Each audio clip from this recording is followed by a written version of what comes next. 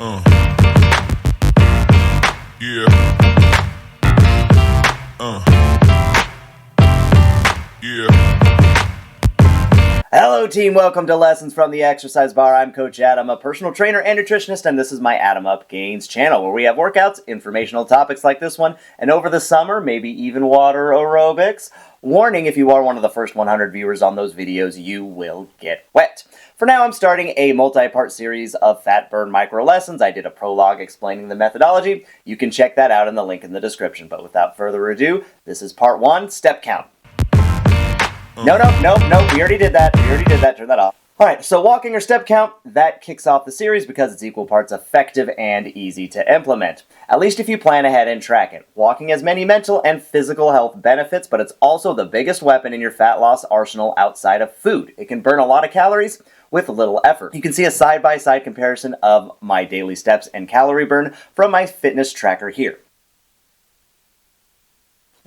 Here. Okay, good. Alright. Anyways, let's zoom in. Sunday through Thursday, I met my steps goal. Friday, Saturday, I did not. Notice the energy burn difference. When I get over 11,000 steps, I burn 3,000 calories. When I don't, it's closer to 2,500.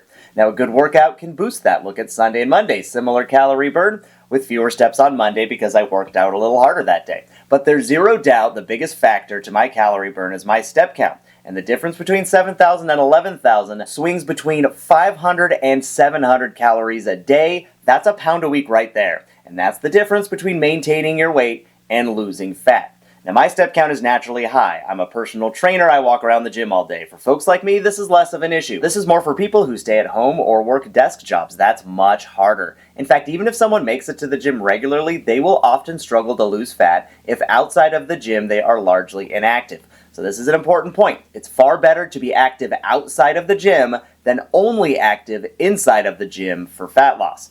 Doing both is, of course, best. So the most common step count goal is 10,000. To put that in perspective, here are some general daily step count estimates from a very high-tech graphic.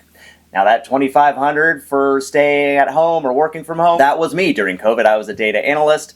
I got my fitness tracker the first day, did my work as normal, 6 o'clock, turned off my computer, looked at my Fitbit, 1,700 steps. I had no idea my step count was that low. If you work at an office, that's a little bit better. Also, if you're doing like a large at-home project like yard work, reorganizing the garage, you'll get more steps there. These are broad estimates and don't include additional activities like grocery shopping, going to the gym, to the mall, which all help. But even so, it's very easy to get less than 5,000 steps a day on average. And the only way to know for sure where you stand is getting a fitness tracker like this one. That's action item number 1. Get a fitness tracker. You can only expect what you inspect, and if you don't track your activity, you're flying blind.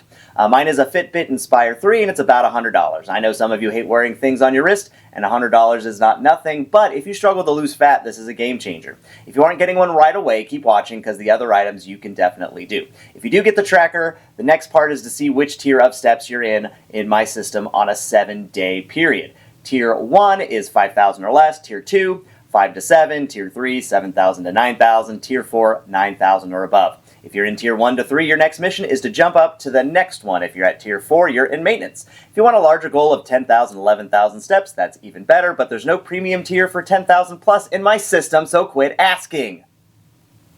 So the question is how to jump tiers. Well, this part is important and should be done even if you don't get a tracker and know your tier.